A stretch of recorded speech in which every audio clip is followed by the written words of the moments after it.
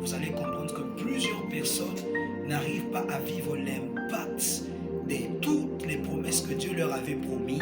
Pourquoi? Parce que plusieurs n'obéissent pas à la voix de l'Éternel. Vous savez, là où il y a l'obéissance, l'humilité, la soumission, la fidélité, l'intégrité, vous allez comprendre que ce sont le même mot de la même famille, mais ce sont deux mots qui sont un peu différents. Parce que tu peux obéir à Dieu, mais au-delà de l'obéissance, tu as besoin de quelqu'un fidèle. Tu as besoin de quelqu'un qui se soumet à lui. Parce que la soumission et la foi, ce sont les deux sœurs jumelles. On ne peut pas se soumettre à quelqu'un si on ne lui fait pas confiance. Parce que la foi, c'est la confiance en l'Éternel. Alors, plusieurs personnes ne se soumettent pas à l'Éternel, c'est parce qu'ils ne font pas confiance en Dieu. Dieu t'a promis plusieurs choses, mais aujourd'hui, ces choses ne s'accomplissent pas. C'est parce que tu n'obéis pas à la voix de l'Éternel, ton Dieu. Et pour terminer, lorsque vous lisez le livre d'Ésaïe, chapitre 11, versets 2 à 3, la Bible déclare: l'Esprit de l'Éternel reposera sur lui. L'esprit de sagesse qu'on appelle the spirit of wisdom, the spirit of the mind, l'esprit d'intelligence, the spirit of knowledge, l'esprit de conseil, l'esprit de force, l'esprit de connaissance, l'esprit de crainte de l'Éternel reposera sur lui. Mais dans le troisième verset, le mot crainte est répété deux fois. On dit il respirera la crainte de l'Éternel. C'est-à-dire, bien aimé, tu peux avoir l'esprit de connaissance, tu peux avoir l'esprit de sagesse, mais si en toi il n'y a pas l'esprit de crainte de l'Éternel, je te rassure, tout ce que tu feras ne donnera pas de la vie.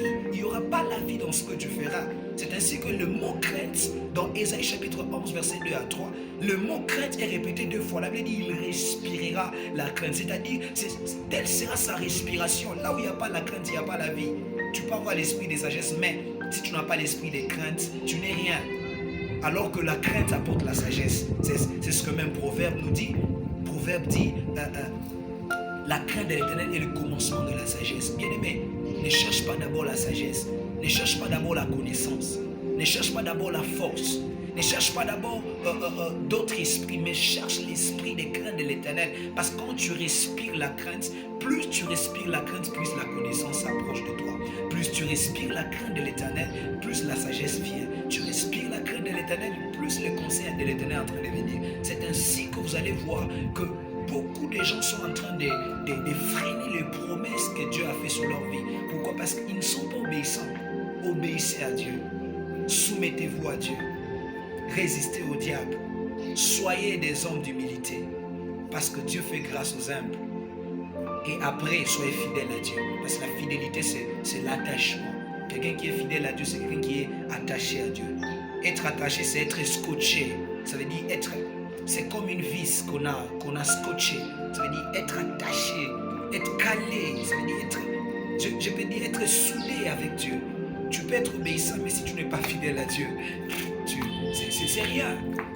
Alors, plusieurs personnes peuvent obéir à Dieu aujourd'hui, mais après demain ils tombent, ils retournent dans le monde.